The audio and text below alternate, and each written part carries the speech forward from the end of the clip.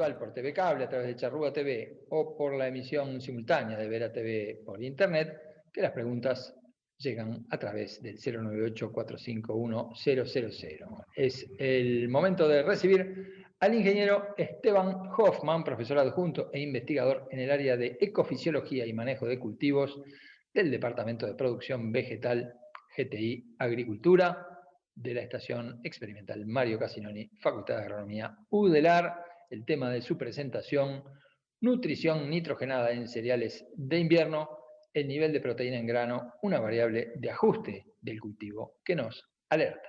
Escuchamos, Esteban, atentamente.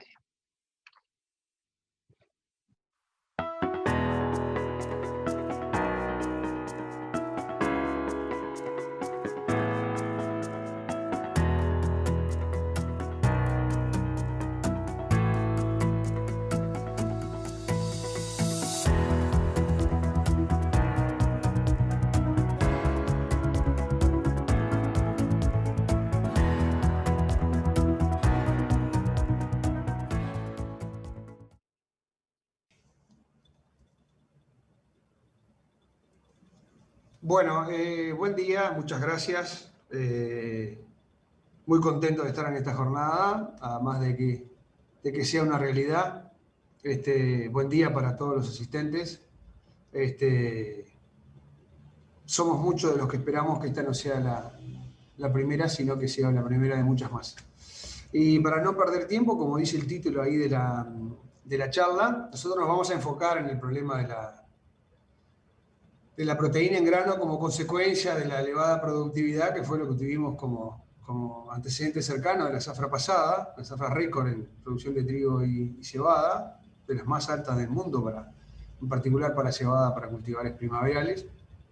Y como dice ahí ese tipo de eslogan, bueno, cuando a veces nos pasa esto, tenemos zonas donde el nivel de proteína es baja, y en particular este es un problema obviamente para el trigo y la cebada, pero el problema es en los últimos años en Uruguay está enfocado al tema de la cebada, porque se están dando frecuentemente problemas de baja proteína como un resultado que no le gusta a nadie y como consecuencia que no fue bien. Si nosotros miramos este cuadrito, que es un resumen de la productividad y del nivel de proteína promedio de la zafra pasada de trigo y cebada, vean los niveles de rendimiento récord en la historia de trigo y cebada en Uruguay, y si ni bien el nivel de proteína del trigo fue muy bueno, y esto puede tener una cantidad de causas de por qué es así, seguramente parte de estas cosas y algunas, capaz que las analiza en la charla Andrés, y si bien el nivel de proteína de la cebada es muy buena para lo que se considera un nivel de proteína en el grano de cebada, entre 10,5 y 11,5 estaría en el óptimo, ese nivel está muy bueno. Eso que está ahí, por eso está ese asterisco, es el resultado de solamente la cebada que es de residuo de las malterías, Maltería Uruguay y Maltería Oriental. Ahí no está toda la cebada que está fuera de estándar y que es cebada forrajera, que ya sea por problemas de calibre, tiene proteína alta, pero sobre todo un volumen muy grande de cebada de muy baja proteína y que no entró a residuo. Y es parte de lo que vamos a enfocar. El problema de un área interesante, en particular un área muy importante en los lugares donde esto ocurrió, porque está muy regionalizado este año, nos fue muy bien por un lado en cuanto a la productividad, pero con un problema de proteína que hizo que muchos camiones o chacras enteras no entraran como cebada de calidad industrial. Mucho seguramente tiene que ver, sin tratar de explicar la variación en la productividad, esto es un tema de preocupación en los últimos años, se ha difundido muchísimo, Facultad de Agronomía, INIA, FUCREA han estado arriba de este tema, en particular tratando de estimular que las cantidades de nitrógeno agregadas deberían crecer como consecuencia de que parte de los problemas que tuvimos en el 2015, 16, 17 de baja proteína en términos generales obedecía a una brecha importante de nitrógeno, como bien definió Osvaldo para el trigo, de usar menos de lo que hacía falta y como consecuencia baja proteína. Cuando la productividad es elevada, ustedes ven ahí el crecimiento de las cantidades de nitrógeno agregados promedio en los cereales de invierno para los productores CREA y vemos realmente un crecimiento muy importante en la cantidad de nitrógeno, más allá del juicio si es suficiente o no. Pero en realidad, esto que es en promedio puede estar muy bien, son cantidades muy importantes para el promedio de una zafra, el problema después se juega chacra a chacra, ¿sí? Y ahí es donde lo que importa es el nivel de rendimiento medio. Si nosotros miramos esta figura, lo que tenemos ahí es famoso proceso de dilución que ocurre chacra a chacra, en donde hay un efecto año muy importante, en los puntos negros, la situación muy buena del 2018, ya muy analizada en distintas jornadas por Facultad de Agronomía e INEA, asociada a lo que hizo el suelo. El suelo ofertó cantidades muy importantes de nitrógeno en ese año, o la situación contraria de la muy baja proteína tanto en trigo como cebada en el 2015, en la medida que tuvimos situaciones de muy alta productividad como consecuencia del clima, o otros años, como el 16 y 17, donde pasó una mezcla de todas las cosas. Si nosotros miramos ahí, lo que nadie quiere, a nivel de una chacra en particular o de una zona en general, lograr tener esos niveles de productividad que podemos lograr en cebada, y me voy a enfocar fundamentalmente en cebada, porque fue el problema el año pasado, este problema no fue un problema para el trigo el año pasado, fue para la cebada, lograr 6-7 mil kilos por hectárea y tener una cebada que no entre a industria. Que el año pasado no pasó nada, porque el mercado de la cebada forrajera fue un mercado muy importante. Entonces, el problema de los bajos valores de proteína en grano nos preocupa porque está ocurriendo cuando nos va bien. Cuando no nos va bien, por las razones que sean, normalmente no tenemos problemas de proteína. Si nosotros miramos esta figura, que es de 4 zafras, sacamos la zafra de muy baja productividad del 16, del 17, y miramos cuando tenemos niveles de productividad promedio, esto es para regiones enteras, que van a ver cuáles son ahora regiones enteras. Cuando tenemos menos de 4 toneladas, puede pasar cualquier cosa con el nivel de proteína, pero no estamos por debajo de 10,5. Que ya empieza a ser un nivel donde no se bonificaría como están bonificando algunas empresas. El tema es cuando nos vamos arriba de las 4 toneladas o logramos 5 de promedio en algunas regiones y tenemos como consecuencia ya valores por debajo de 10,5. Acá en esta zona se concentran los lotes de proteína baja y de esta zona salen la cebada que es rechazo. En el caso particular del año pasado, para estas 4 regiones que nosotros en este mapa lo hicimos de la misma manera como define Fucrea las regiones, el litoral norte, el sur, el centro y el sur, y vean ustedes los niveles de productividad muy importantes del centro, el sur y el sur, ¿sí? Con niveles muy elevados. También acá el nivel de productividad promedio del litoral sur fue muy elevado, y acá hay una proporción muy importante de lotes de soja o camiones de soja que no están por problemas de baja proteína. Porque estamos mirando, recuerden, solamente el grano residuo. Si hubiese estado mirando el nivel de proteína medio de toda la zafra, los valores serían significativamente inferiores.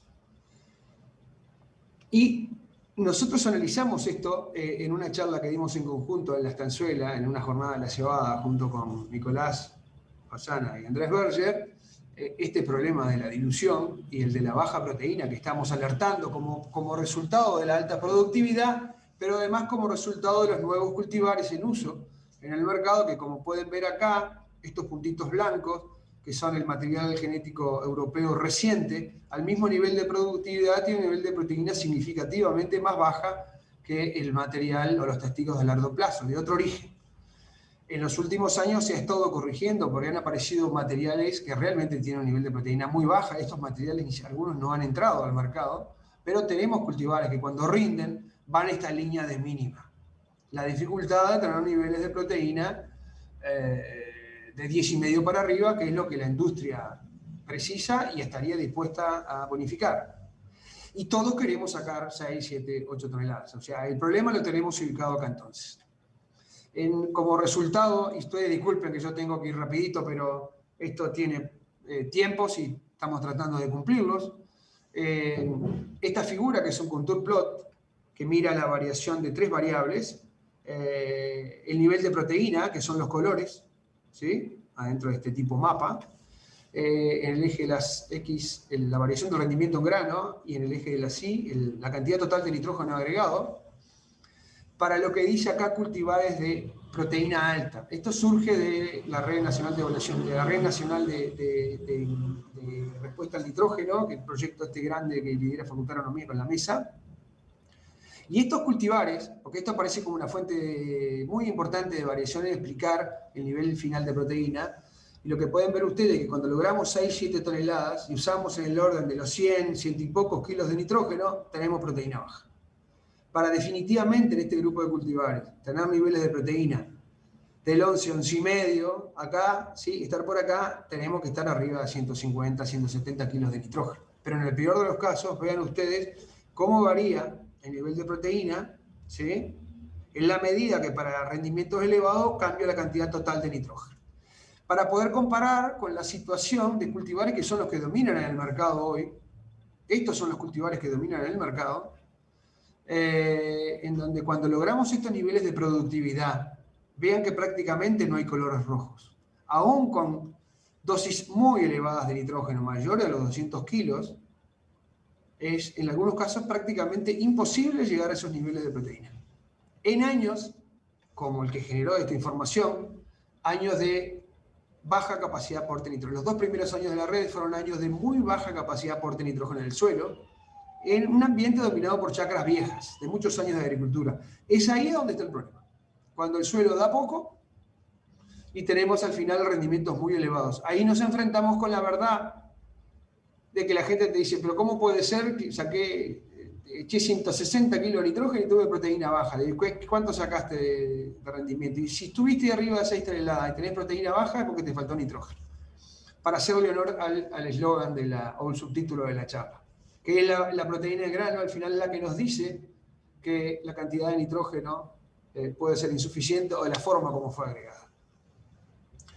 Y entonces en este sentido, este es un ejemplo y lo voy a pasar muy rápido, pero es el caso de la tesis de Verme y Grisoli, una chácara de muy alta productividad en un año de bajo aporte de nitrógeno en el suelo, el 2014, en la zona de Dolores.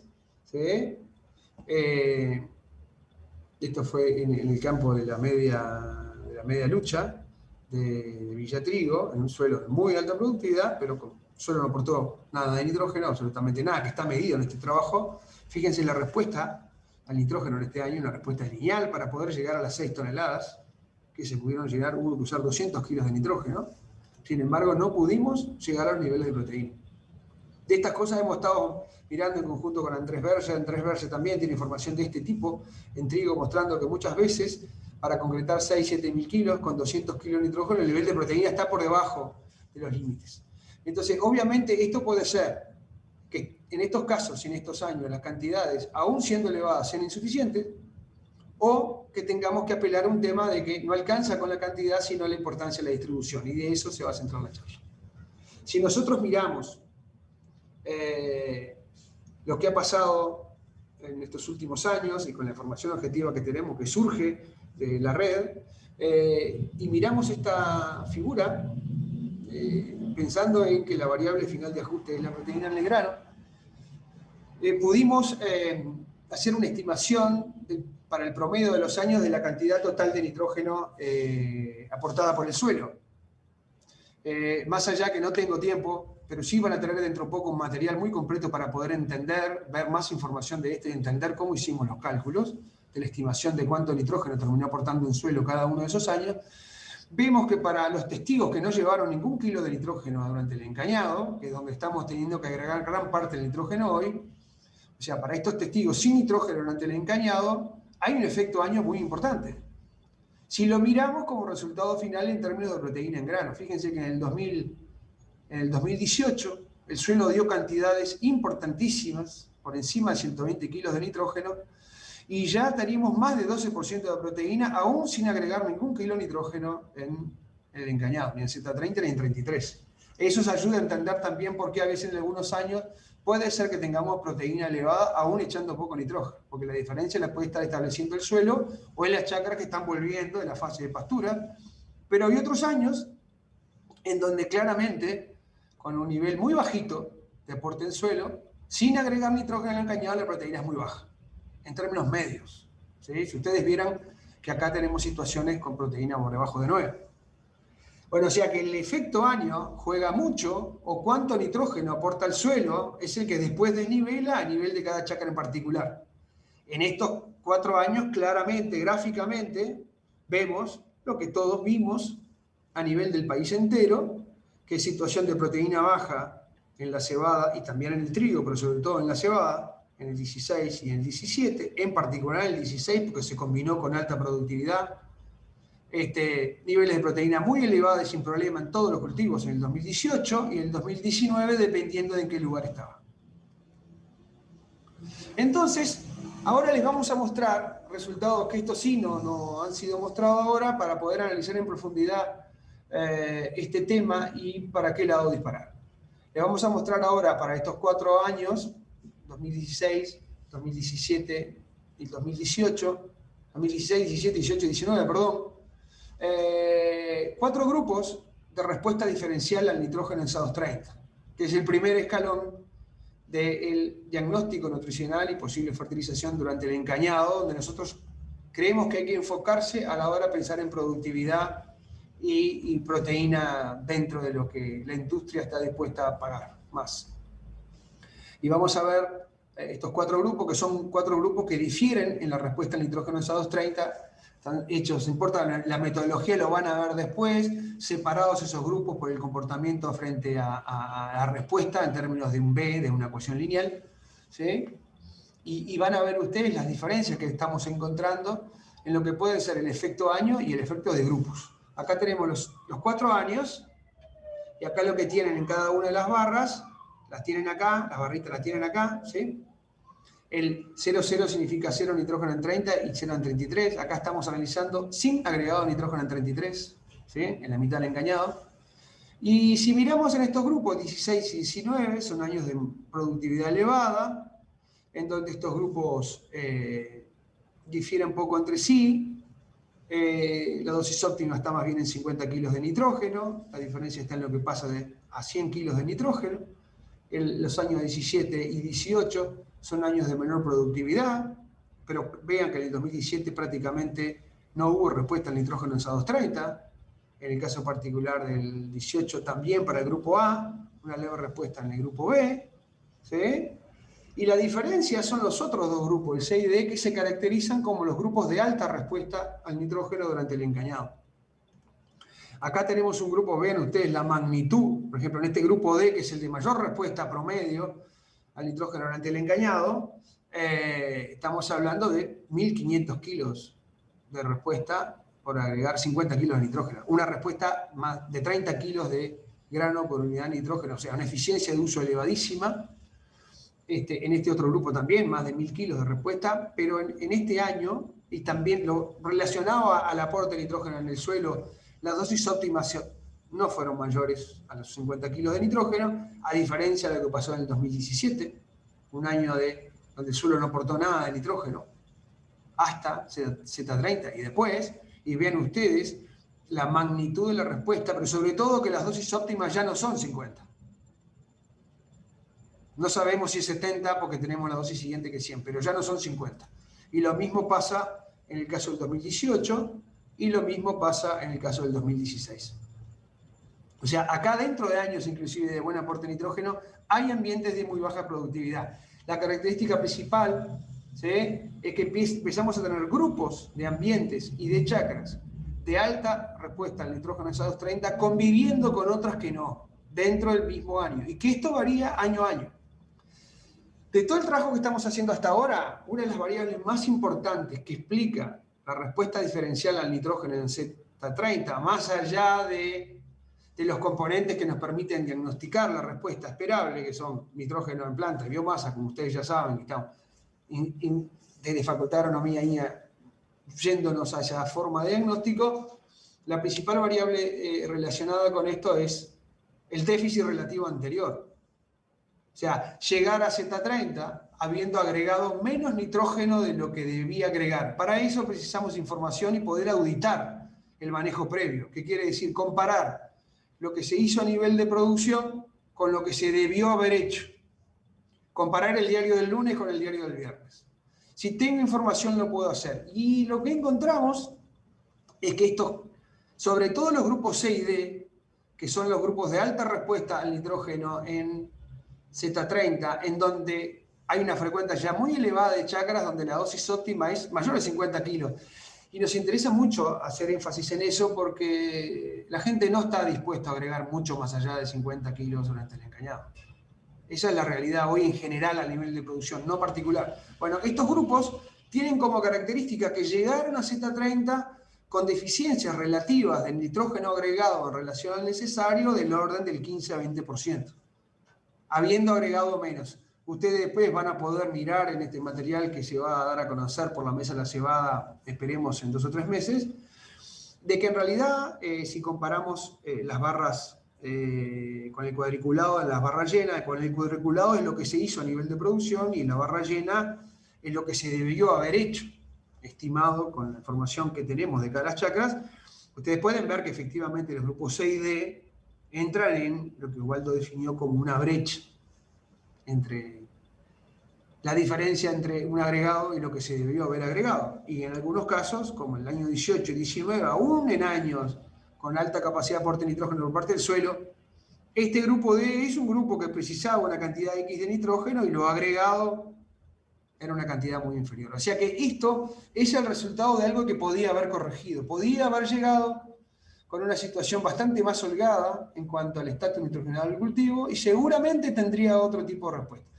El problema que tenemos hoy a nivel de producción es que para hacer todo esto y poder ubicarnos, precisamos información y la información va atado al muestreo.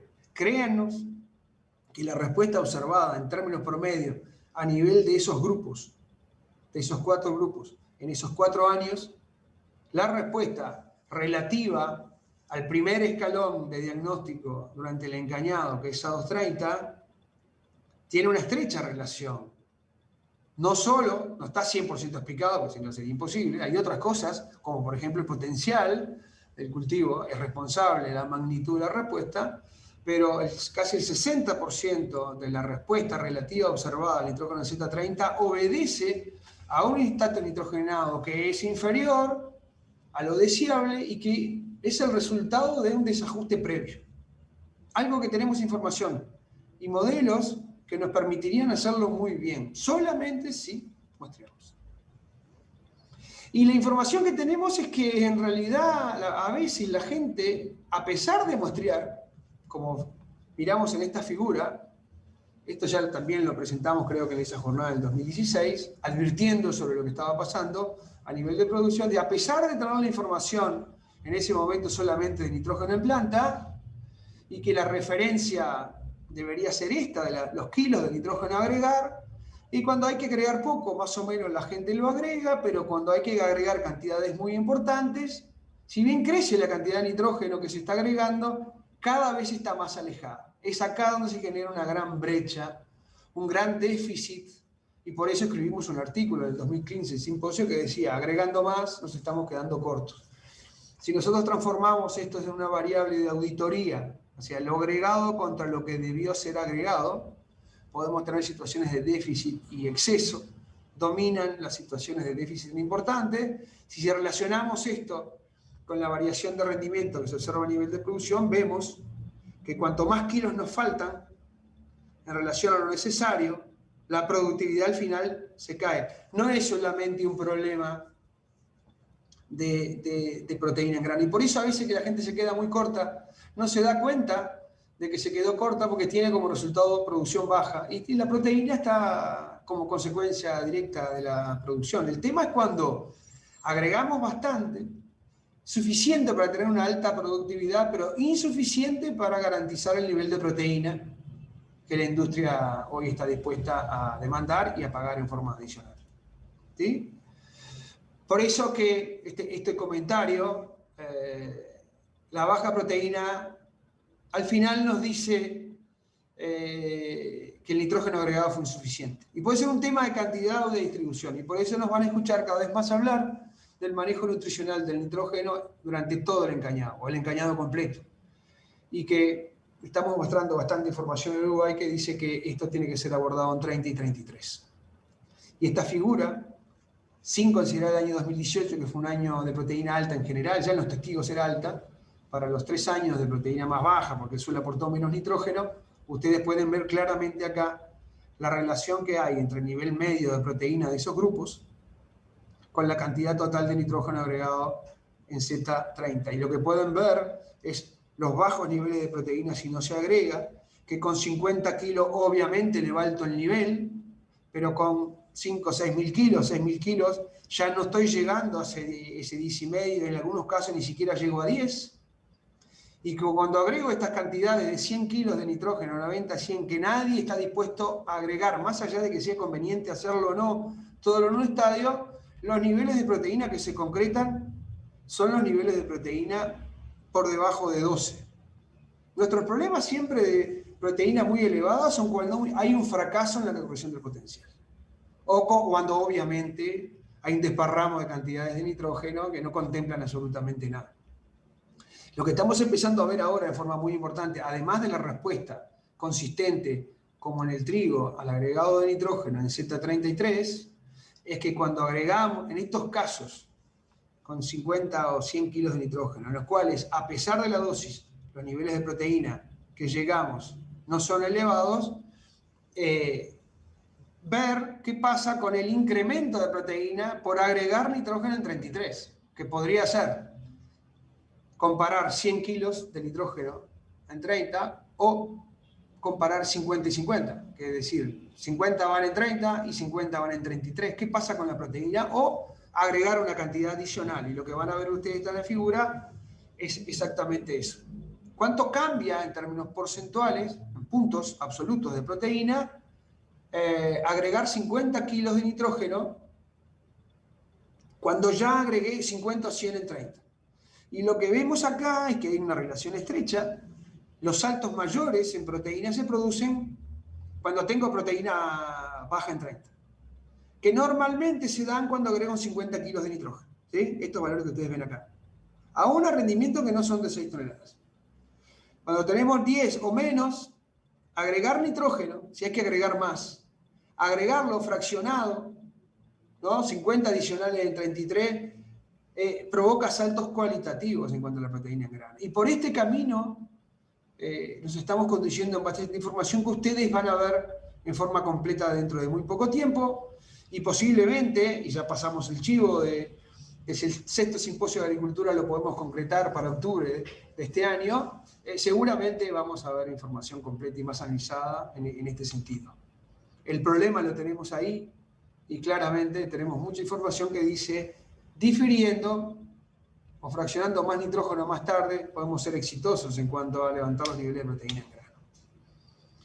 Y para que tengan una idea, en aquellos casos en los que muchas veces no hay respuesta al nitrógeno en 30, porque los niveles de nitrógeno o biomasa en plantas sí lo justifican, estamos empezando a encontrar de que antes nos íbamos para casa, porque el último diagnóstico en SADOS30, y ahora recomendamos diciendo a la gente, volvé a los 20 días en Z33, 34, ojo, porque en cultivos de muy alto potencial puede haber respuesta a SADOS33. Y esto es para experimentos que no llevaron nada de nitrógeno en 30, el rendimiento relativo por agregar nitrógeno en 33. Vean ustedes, podemos dividir casi que el total de los experimentos a la mitad. Empieza a haber un conjunto de experimentos con respuesta al agregado de nitrógeno en 33, en algunos casos de respuestas muy importantes.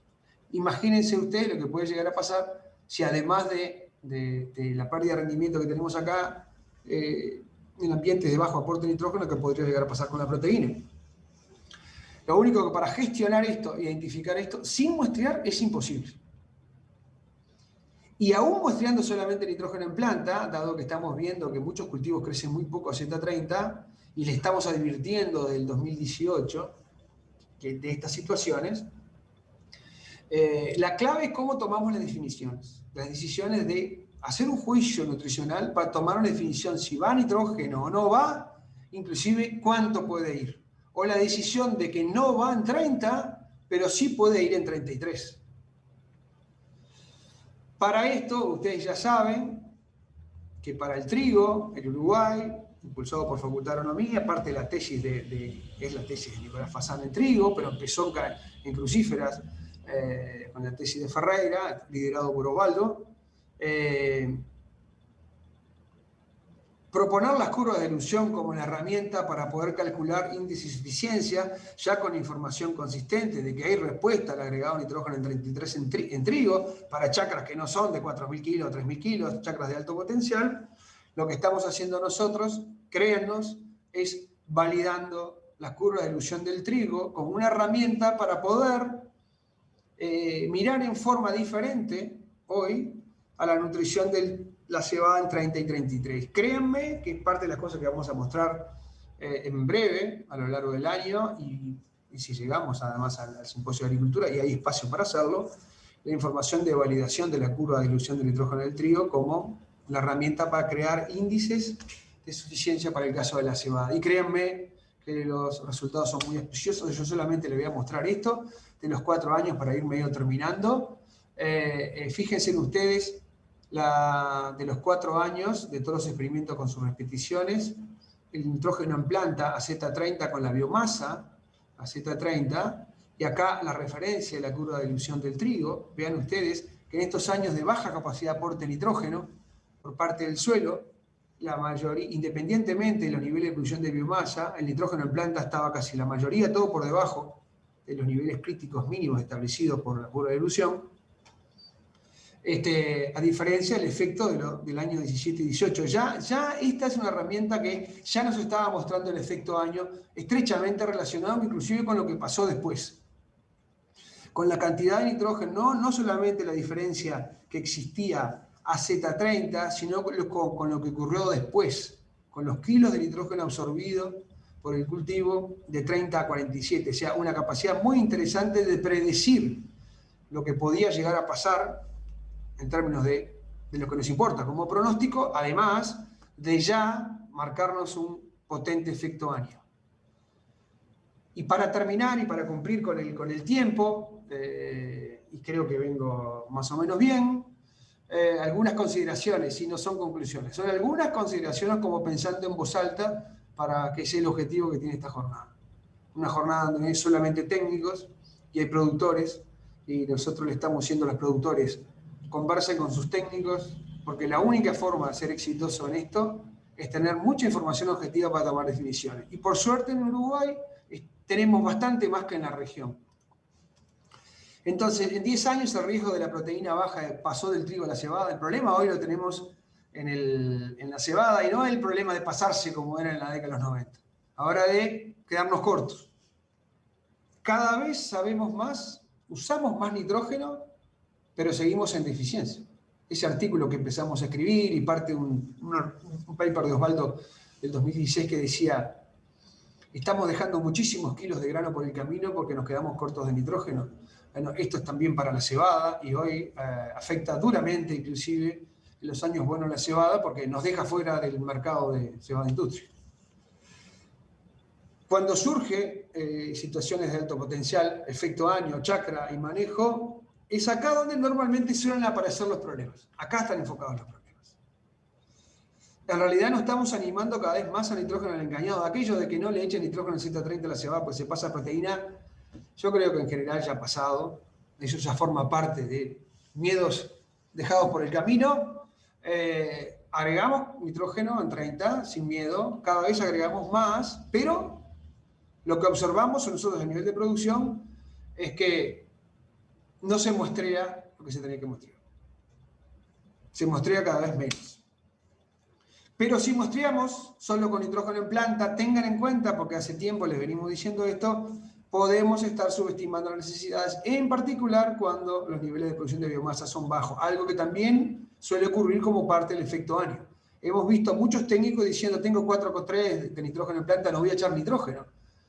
Entonces la pregunta es: ¿cuántos kilos de materia seca tenés? Porque si tenés 1000 kilos o 800 kilos, está bien, capaz que no precisás ahora, precisás algo, pero 20 días después, ¿qué puede llegar a pasar? Esto lo vimos muy de cerca en el 2015-2016. Rendimiento bajo, proteína baja, como resultado de una gran deficiencia de nitrógeno. Debemos avanzar firmes a lo que nosotros creemos que es el diagnóstico completo y que involucra los 2 estadios.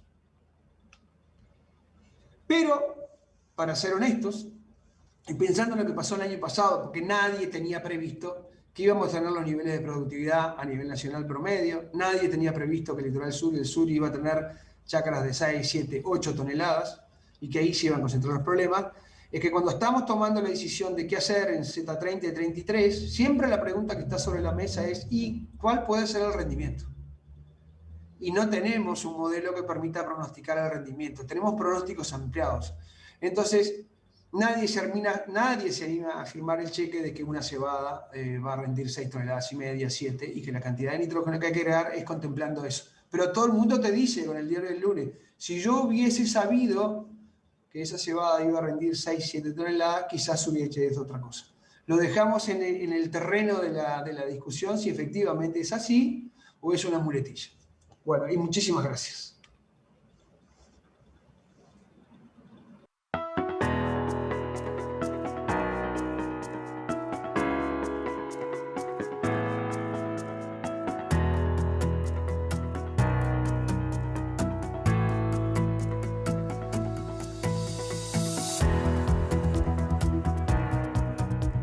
Agradecemos al ingeniero agrónomo Esteban Hoffman su intervención. A continuación pasamos a la sala de Zoom para ingresar al espacio de preguntas que hemos recibido durante su exposición al 098-451-000.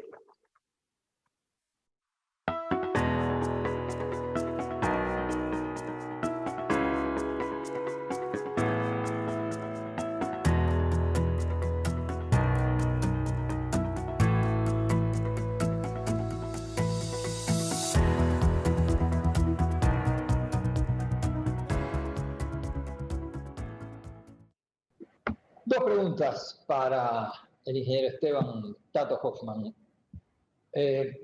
La primera, los aportes de nitrógeno por el suelo son más que importantes para cubrir los requerimientos por parte del cultivo cuando apuntamos arriba de 5.000 kilos o más y estar por encima de 11% en proteína.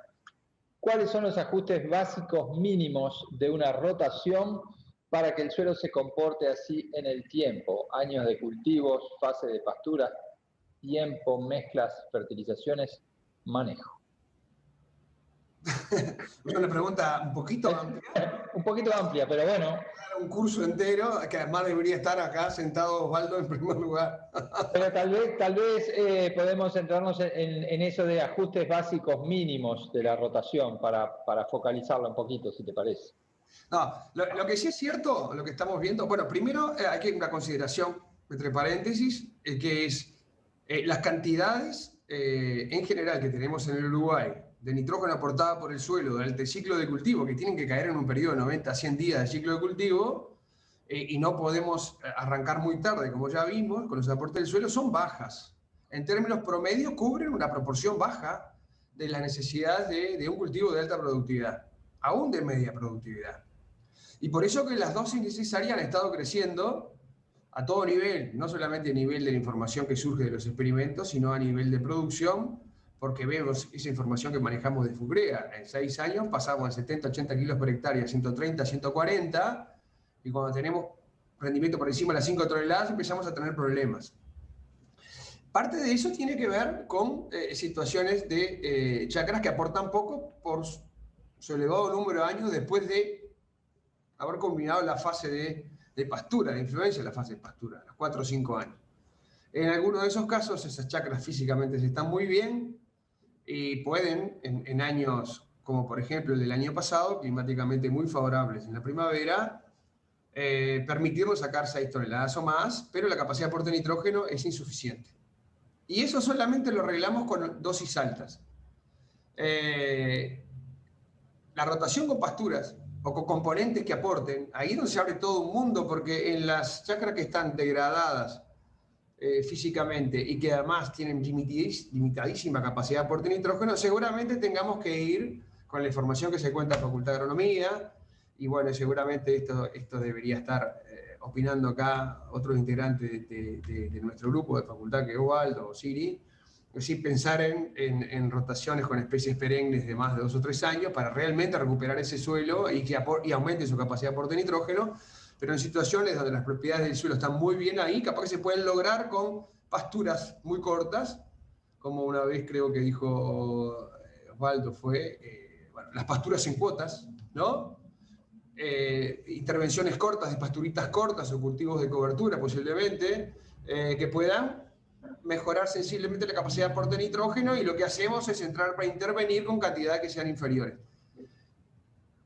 Pero sí es cierto de que, y no es un problema nuestro, es un problema en general, y también lo es en Argentina, por ejemplo, que a pesar que los suelos tienen más capacidad de aporte de nosotros, de nitrógeno que nosotros, con cantidades muy bajas, en general no hay paraíso. Salvo en años excepcionales, como pueden ser el año 2018, que tiene toda una explicación que excede la pregunta. Perfecto. Vamos entonces a la otra pregunta que refiere al azufre. ¿Cómo juega el azufre en estos niveles de fertilización nitrogenada? ¿No es factible que se generen deficiencias de azufre justamente con estos niveles de nitrógeno? Sí, claro. Ustedes deben saber ya que, no sé, desde que estamos desde Facultad de Agronomía, seguro, desde hace 7, 8 años, insistentemente, en cada oportunidad que tenemos, hablamos de la yunta esta, nitrógeno y azufre, porque la reducción de la cantidad de materia orgánica y la capacidad de esa materia orgánica de dar nitrógeno cede primero en cuanto a su capacidad de aporte de azufre. Y si tenemos que procesar cantidades cada vez más altas de nitrógeno, el azufre es más limitante aún sobre la información de la interacción esa de más azufre preciso, cuanto más nitrógeno tengo que utilizar, no solamente agregar. Y si bien es cierto que no tenemos indicadores tempranos de suelo para poder estimar las necesidades de azufre, sí tenemos toda la información en seriales de respuesta. Y la respuesta se encuentra muy condicionada por la falta de azufre.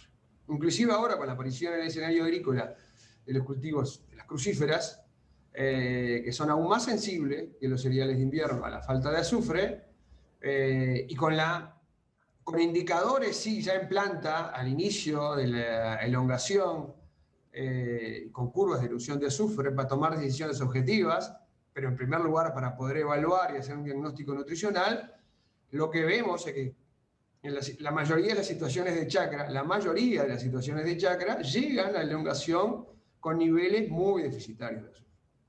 Las cantidades de azufre que está aportando el suelo nuestro en términos generales es bajísima.